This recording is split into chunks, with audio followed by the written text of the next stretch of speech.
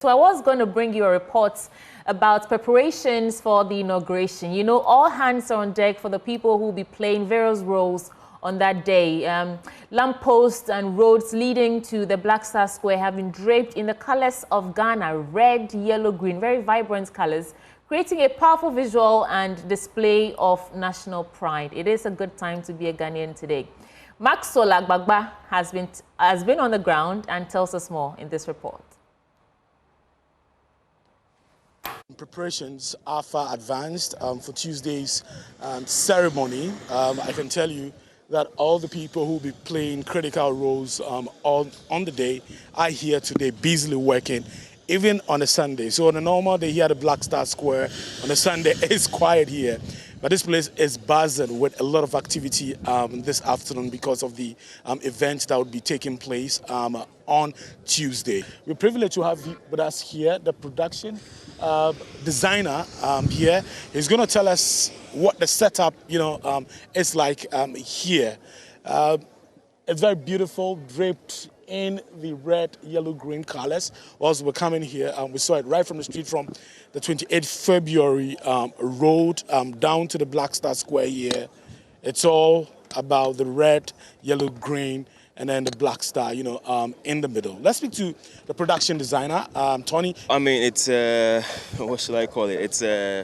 It's an area that has been set up to house Parliament, if you want to call it, because this is a parliamentary event. And we have section areas for different categories of people. And then we've been able to section it in different theme colors. I mean, of course, taking the theme from our flag, So we have the yellow section. And that's supposed to house the President-elect, the Chief Justice, the Speaker of Parliament, and the Vice President-elect.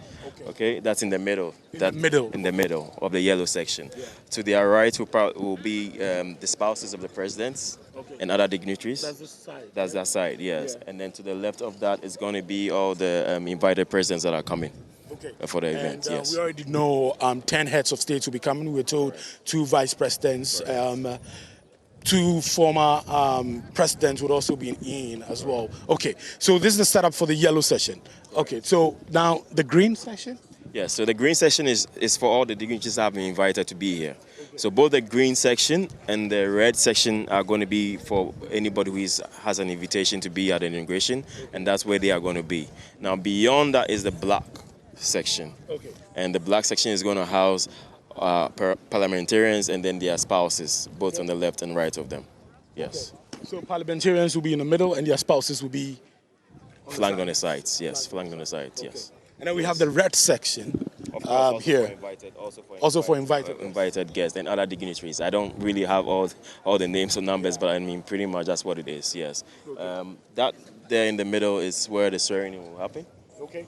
Yes, right here. This is where the president-elect will hold the sword after taking the oath, swearing the oath. He'll stand here and then hold the sword of authority. Correct. That's where it's going to be, and that days in the middle between the presidential days and the invited president's days is going to be where he gives us his final speech. I mean, when he's sworn in, that's where he's going to give us his speech. Okay. Yes. Okay. Yes. Great. I see some LED screens also being mounted. Can you tell us the purpose? In the stands, both left and right of us are going to be where the general public are going to, sit. I mean, anyone can sit there. But then what we added on was to add on like giant LED screens, 3 section areas, just so they don't miss anything, just in case they can't see properly. They still have a better view of what is going on the ground. Now, great. So you just heard from the production designer there, and we'll be speaking shortly to the Clerk of Parliament, who is also on the ground. He will be giving us details on what to expect on Tuesday. But just some minutes ago, I don't know if you can see from the stands there, that is the Navy, the Ghana Navy. The Ghana Navy, and they have been here rehearsing for the day. Just some minutes ago, they were here rehearsing. We are told that they will be mounting the first guard of honor for the president-elect John Mahama. So he will be inspecting the Navy. The guard of honor that will be mounted here will be by the Navy, and they've been rehearsing here. And they're resting, and I'm told they'll get back again to continue with the rehearsals. But we have the Clerk of Parliament here with us. Let's speak to the Clerk of Parliament. Preparations are in advance. We are virtually done. It's just a matter of arranging the chairs, putting the rest of the carpet, tidying up the place, and then where we have to do the electrical works to ensure that microphones are working, everything is in order. Those are the fine details we have to do. Some embellishments here and there which cannot be done now. Okay. It should be close to the eve of the event, probably tomorrow, by close of day tomorrow. The square would have been ready, would have been properly swept.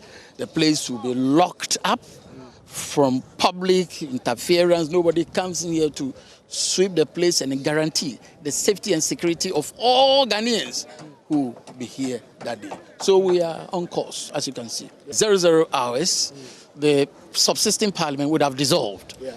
And we start the process. So the new business that can be transacted is the election of the speaker, which will be presided over by the clerk to parliament. And that will be done, will be seamlessly done, because nominations will be invited. We'll go through the process. What happened last 4 years, obviously was an aberration. Nobody desires any such thing.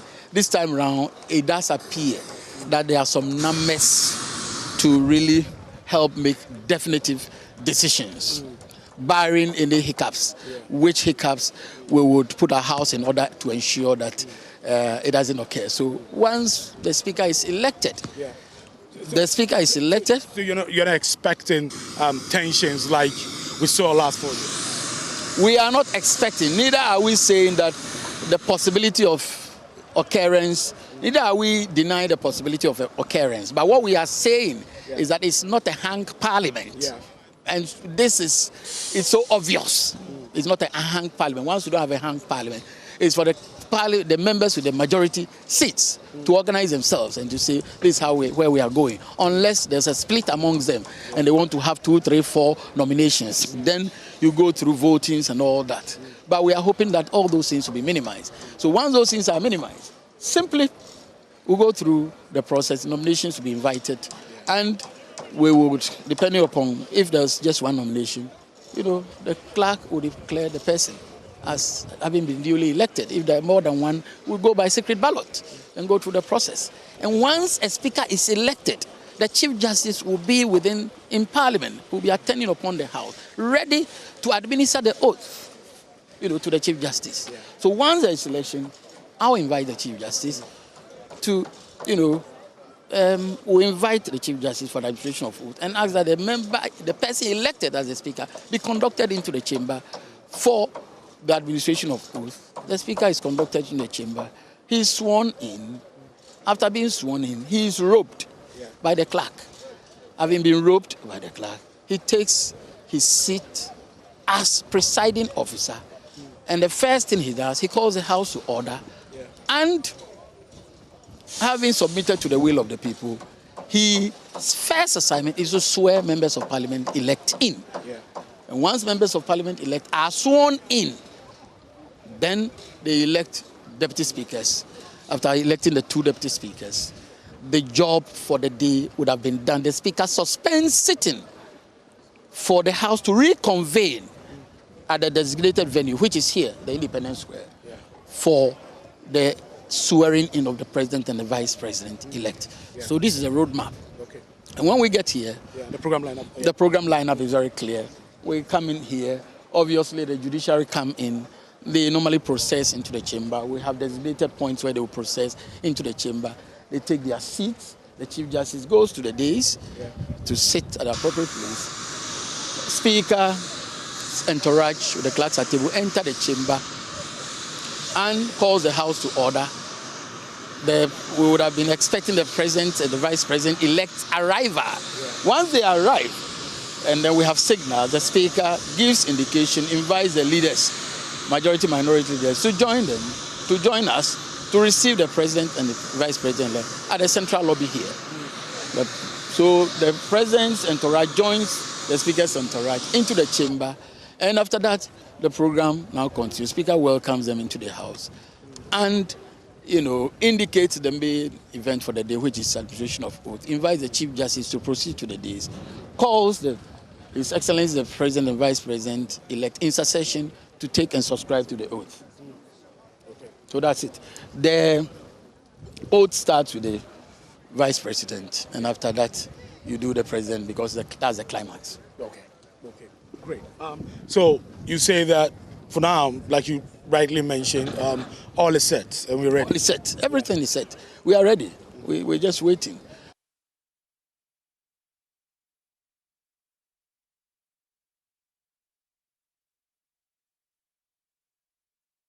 So it looks like all is set for Tuesday, and of course we'll bring you up to speed on everything in the lead up to that inauguration. And of course, again, today we'll keep you up to speed in terms of everything happening in Parliament. So don't change the channel now.